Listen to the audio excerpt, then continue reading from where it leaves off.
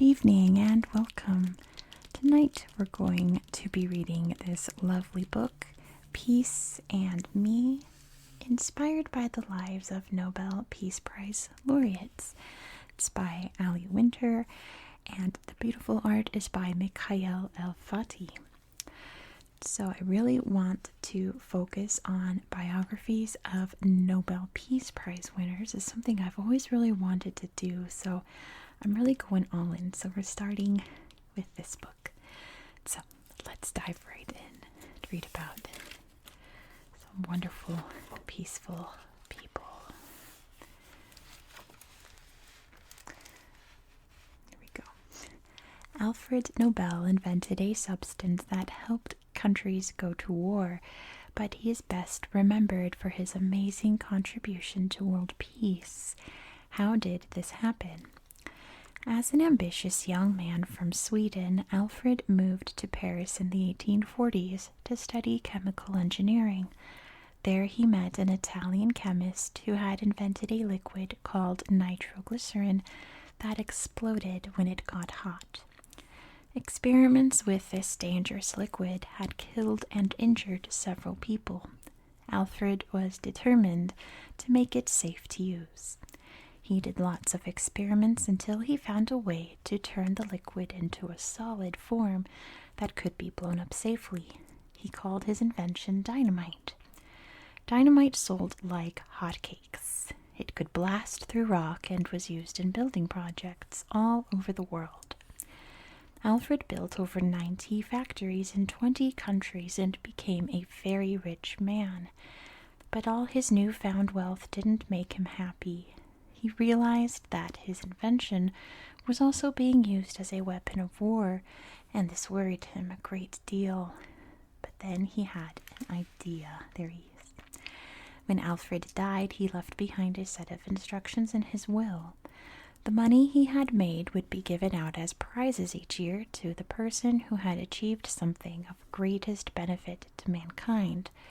The prizes would be in physics, chemistry, medicine, literature, and peace. It is this final prize that has inspired this book. Turn the page to discover some of the amazing men and women who have been awarded the Nobel Peace Prize and the inspirational peace ideas they've left behind. Alfred Nobel was born in 1833 and died in 1896. The first Nobel Peace Prize was awarded in 1901.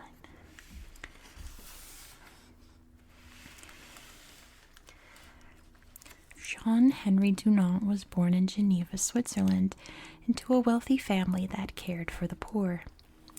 When he was 31, he thought of a plan to make his fortune and went to meet the French President Napoleon III to ask for his help.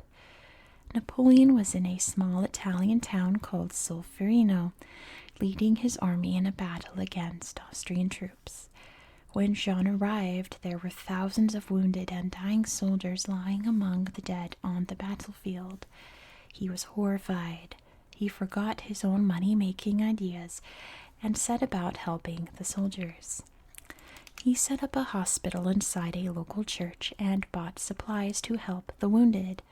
He asked women in the town to nurse the injured from both sides of the battle, friend or foe.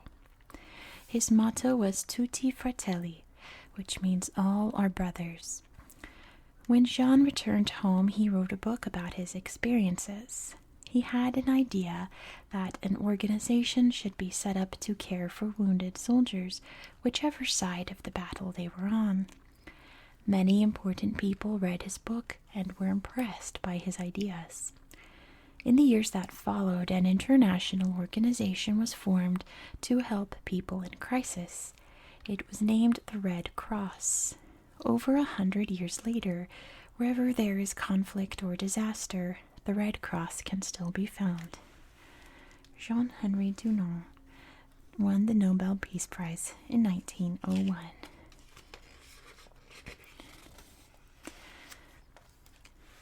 As a child, Fridtjof Nansen loved spending time outdoors and camping in the forest near his home in Norway. He was so good at sports that he broke the world speed skating record when he was only 18 years old. Fridtjof decided to study zoology at university because he thought this subject would keep him outdoors rather than in stuffy lecture halls. Soon he was invited to join a ship sailing to Greenland. The voyage lasted many months and sparked a lifelong spirit of adventure. From then on, Fridtjof set sail whenever he could. He led a team across Greenland on cross-country skis and came closer to the North Pole than any other person before him. He had become the most famous explorer in the world. After World War I, the newly formed League of Nations asked Fridtjof to help nearly 500,000 prisoners of war make their way home. The skills he had learned from his years of exploring made his efforts a success. Next, he turned his sights to finding homes for several million refugees. One of the biggest hurdles Fridtjof faced was that many refugees lacked identity papers to prove their nationality. He invented the Nansen passport, a certificate that allowed them to travel freely across borders between countries. It was approved by over 50 governments. The great explorer, who was always leaving home to travel the world, became even more famous for helping refugees find homes of their own. Fridtjof Nansen won the Nobel Peace Prize in 1922.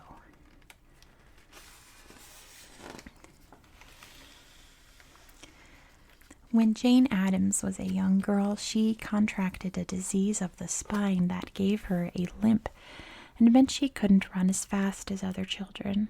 She felt ugly, and when she walked down the street with her father, she was worried about embarrassing him. She loved reading and dreamed of becoming a doctor, but her health prevented her from finishing her studies. Jane felt very sad to give up her dream of practicing medicine, but she still wanted to help people.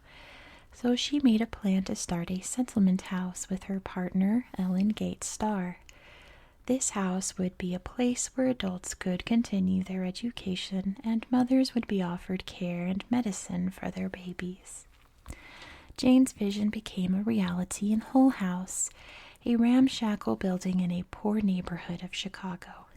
Hull House turned into a thriving home where people from the local community, many of whom were immigrants, could take classes in art, music, and literature and learn skills that would help them prosper. Jane and her group of university women, as they were known, became an unstoppable force, improving the lives of the people who passed through Hull House and the neighborhood around it. Jane wrote many books and was admired by politicians of her day. She became known as the mother of social work and a pioneer of peace. Jane Addams won the Nobel Peace Prize in 1931. John Boyd Orr was born in a small village in Scotland and grew up to be a teacher. He noticed that lots of his poorer pupils couldn't concentrate in class because they were hungry. This observation stayed with him, and after a few years he left teaching and went back to university to study biology and medicine. During World War I, John used his skills as a surgeon to treat wounded soldiers and won medals for his bravery.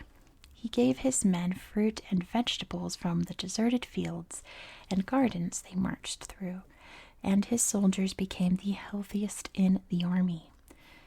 When the war was over, John returned to Scotland to continue learning about better diets. He found that giving children milk to drink made them healthier and helped them grow taller. Decades later, many children still receive free milk at school because of his research. During World War II, John was asked to advise the British government on food. Britain was suffering severe food shortages, but John's clever planning meant that many women and children were healthier at the end of the war than they were at the start.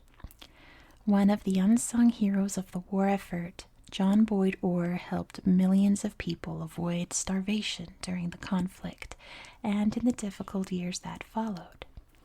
John Boyd Orr won the Nobel Peace Prize in 1949. He's having a dream. Martin Luther King Jr. grew up in Atlanta, Georgia. When he was 6 years old, he was told that he couldn't go to school with the white children he liked to play with in the street. Their school was for white children, and his school was for black children. Slavery had ended, but there were still rules that separated people by the color of their skin. Black people didn't just go to separate schools, they also had separate libraries and even separate water fountains. When Martin grew older, he became a Baptist minister. He heard about Rosa Parks, a brave black woman in Alabama who was arrested when she refused to give up her seat on a bus to a white man. Martin led a boycott against the bus company that lasted over a year. Eventually, the courts decided that the bus company should end segregation on public buses. Martin had become famous for his role in the bus boycott. His call for peaceful protest in the campaign for racial equality made him the voice of the civil rights movement. Martin's best-known speech persuaded the government of the United States to make changes to its laws. In his speech, he said, "I have a dream that my 4 little children will one day live in a nation where they will not be judged by the color of their skin, but by the content of their character." At the age of 39, Martin was assassinated. 40 years later, when Barack Obama became America's first African-American president, he paid tribute to the bravery and courage of Martin Luther King Jr., who had sacrificed his life for a brighter future. Martin Luther King Jr. won the Nobel Peace Prize in 1964. Mother Teresa was born in the city of Skopje in Eastern Europe, and her parents named her Agnes. When she was only a girl, she decided to devote her life to the Catholic Church and to helping the poor. At 18, she bravely left her family and traveled to a convent in Ireland, where she learned to speak English. After a few months' practice, Sister Teresa, as she had renamed herself, set sail for India. Sister Teresa became a teacher and was loved by her students, but she was saddened by the poverty around her. She moved out of her Calcutta convent to live among the local people. Wearing a simple white cotton sari with 3 blue stripes, she found ways to offer love and support to those who needed it, particularly the homeless children whom she loved like a mother. Sister Teresa became known as Mother Teresa, and the Pope permitted her to set up an organization of nuns who would live among the poor. In this organization, called the Missionaries of Charity, the nuns would care for all those people who feel unwanted. Her organization grew from a handful of women to thousands of volunteers around the world. The woman who had waved goodbye to her family when she was only a teenager gained a global family by spreading her message of love. After she died, Mother Teresa was declared a saint by the Catholic Church. Mother Teresa won the Nobel Peace Prize in 1979. Desmond Tutu was born in a gold mining town in South Africa and moved with his family to Johannesburg when he was still a boy. His family was not rich, and Desmond earned pocket money by selling peanuts at railway stations. Desmond earned a place at medical school, but his parents couldn't afford the fees, so he accepted a scholarship to study teaching. He was an inspiring teacher, but became frustrated by an education system that helped white pupils get ahead in life and held black pupils back. Desmond decided to study theology and became an Anglican minister. After traveling abroad to study some more, he became the first black dean of Johannesburg.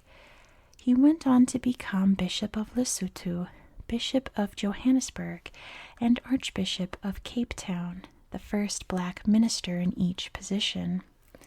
He used his achievements to speak out bravely against the South African political system known as apartheid that treated black people as second-class citizens.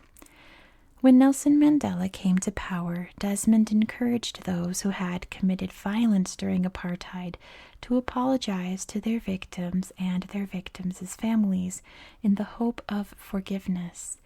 It was a revolutionary approach by an extraordinary man and contributed greatly to peace in South Africa. Desmond Tutu won the Nobel Peace Prize in 1984.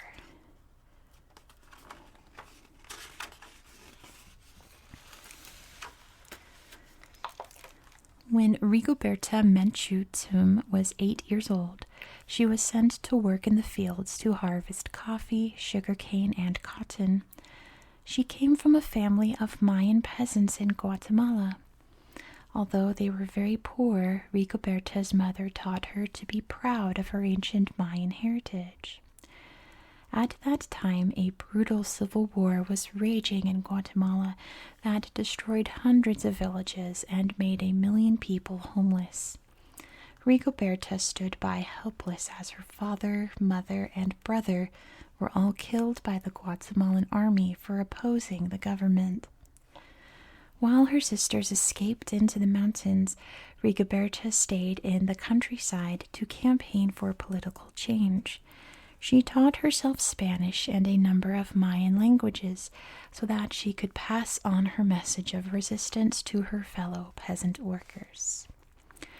At the age of 21, she was forced to flee from Guatemala and seek safety in Mexico. From there, she traveled the world speaking out against the oppression of indigenous peoples, and particularly women, in Guatemala and other countries. She became known for her fearless voice, calling out for respect and fair treatment, and inspiring men and women around the world to do the same. Rigoberta Menchú won the Nobel Peace Prize in 1992.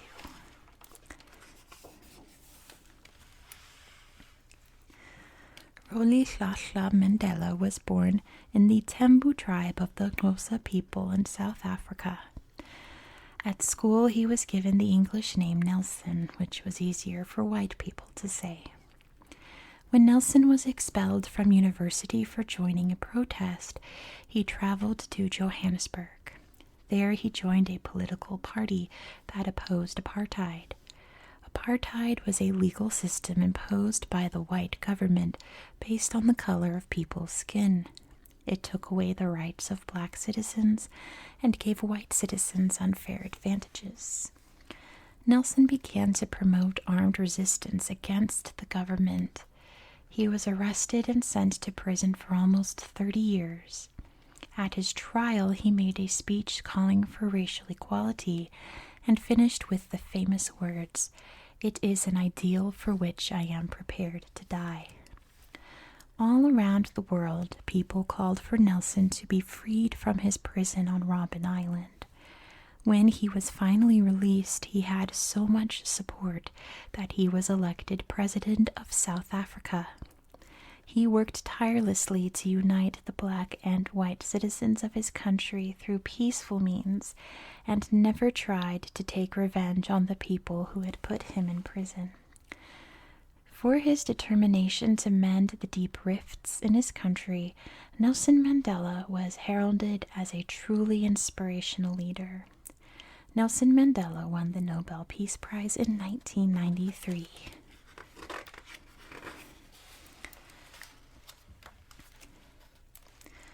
Shirin Ebadi was born in Iran to a well-educated family. From a young age, she had a keen interest in the law and worked hard to receive a law degree before becoming Iran's first ever female judge. All this was to change after the Islamic Revolution. The new government said that women could not be judges, and Shirin was forced to give up her job and become a clerk in the same courts she had once ruled over. She resigned in protest and sought instead to become a lawyer. For many years her application was refused, but finally she was given permission. Shirin set up her own law firm and never shied away from difficult cases. She represented the families of murder victims and fought for the freedom of political prisoners. She spoke up for the rights of women and children, even when others wouldn't, and she often didn't charge any fees. One day, while attending a conference abroad, the government seized everything she owned and threatened her with prison if she returned to Iran. Shirin made the difficult decision to stay abroad, not because she was afraid of prison, but because she knew that she wouldn't be able to continue speaking out against oppression if she was behind bars. Shirin Ebadi has inspired people around the world by bravely standing up for the rights of those whose voices have been silenced, even at great personal cost to herself. Shirin Ebadi won the Nobel Peace Prize in 2003. It's a really lovely picture. Wangari Maathai grew up in a town in Kenya where children played among the trees and a natural spring provided water for the people. Wangari became the first woman in East and Central Africa to earn a doctorate degree. But when she returned to her village after her studies, she was horrified to find that the trees had all been cut down, the spring had run dry, and the countryside was turning into a desert. Wangari decided to plant a group of native trees in her backyard. Then she encouraged other women to start planting trees, and before long, thousands of women all over Kenya had come together to plant seedlings, enough for one tree for every person in the country. The women received a small fee for each seedling that grew, which helped them feed their families. This mass tree planting effort became known as the Green Belt Movement. Wangari's movement believed in democracy and freedom of speech, and she often came into conflict with the government. But she was firm in her belief that planting trees would improve the quality of the soil, increase food production, provide more firewood for cooking, and create jobs. Soon these ideas spread to other African countries, and Wangari was celebrated around the world for her work. And it all started with a single seed. Wangari Maathai won the Nobel Peace Prize in 2004. Malala Yousafzai was born in a valley in Pakistan at the foot of the mountains. Her father promised her an education, but a political group known as the Taliban took control of the valley. The Taliban banned music and television. Worst of all, they banned girls from going to school. Life changed a great deal for Malala and her family. Malala vowed to tell the world what was happening in her small village. At the age of 11, she started blogging for the BBC using a false name. Soon, newspapers all over the world had picked up her story, and despite the danger it put her in, Malala began to speak publicly about how important it was for girls to have the chance to be educated.